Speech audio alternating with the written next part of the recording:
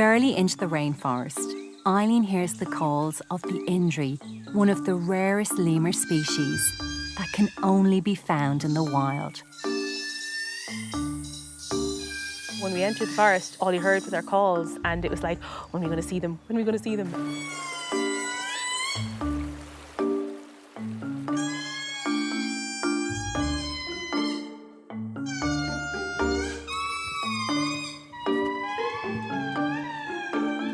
Now we have to walk off trail because that's where they are. Yeah. Yes.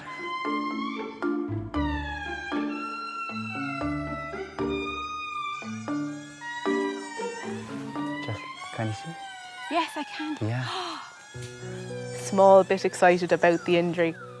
You can't see them in Europe, you can't see them in captivity. They're only there. And I did not realise how chill they were about us being anywhere near them. They were just sitting in the tree. Largest species of lemur. It's amazing to see them. I never thought I'd see them, ever. They are absolutely stunning. They're very, very unlike a lot of lemurs. They have huge back legs. It's just fascinating. But they are in serious trouble. If anything happens to the forests, whether it's man-made, whether it's poaching, logging, taking everything away, or a huge fire, because in the dry season, it's all tinder, it just goes up in seconds, that's their habitat gone. They will no longer exist. And we don't have the animals to put back there.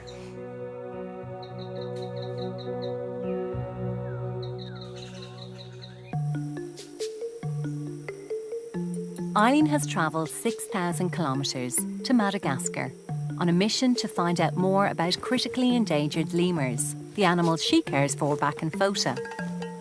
She is hoping to see them in their natural habitat.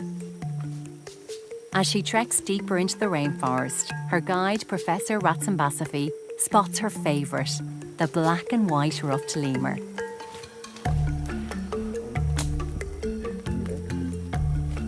Far away and up high? Yeah, tall and right up the top. So how many lemurs up here? This family group, there are 4. The males and the females look the same. Yeah. They can live up to 10, but that's a really big group. Yeah. When there are many foods, but here, 4.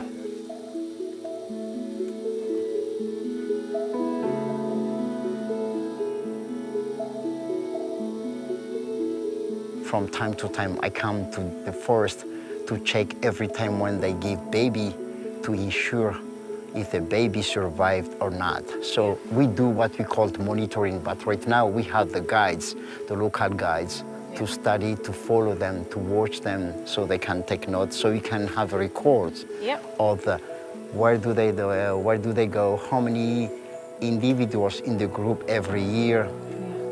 Based on this data, we could improve our management of the forest. Deforestation is one of the major threats of the black and white ruffed lemurs. And in some area in Madagascar, they no longer exist.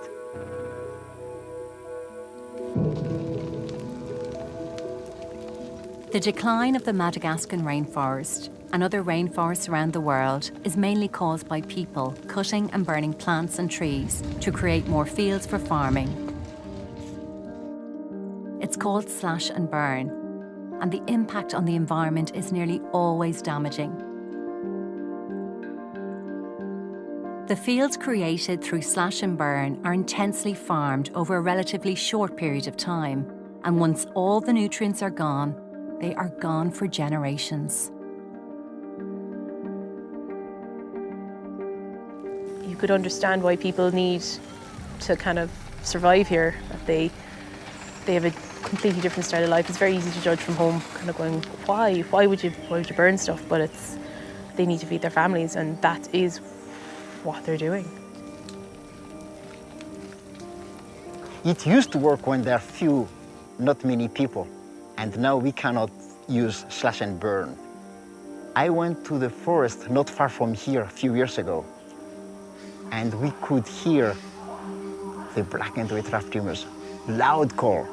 And 2 years ago, I went to that forest and no call, because they are all depleted. They're no longer in the forest.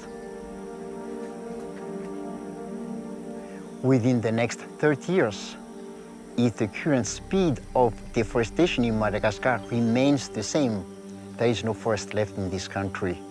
Nothing. Which means that there is no black and white raft lemurs left in Madagascar.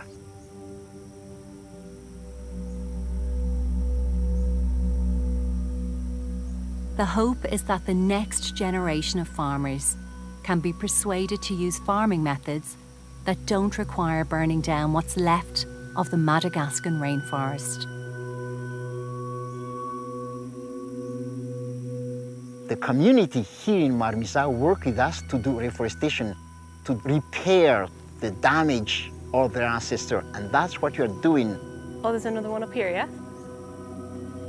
We are not condemned to repeat the same mistakes of our grandparents. So we want the black and white raft lemurs to be in our forest.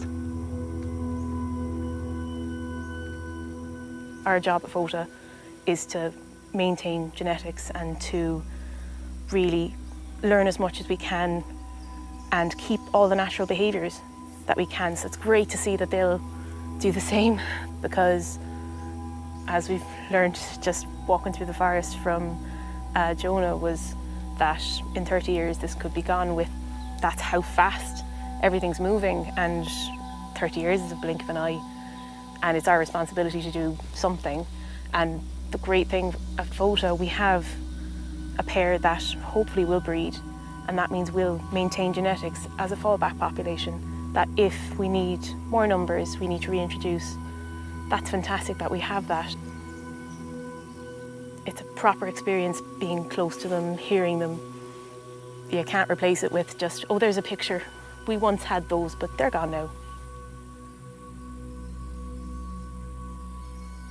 We really would be messing things up if we let this go.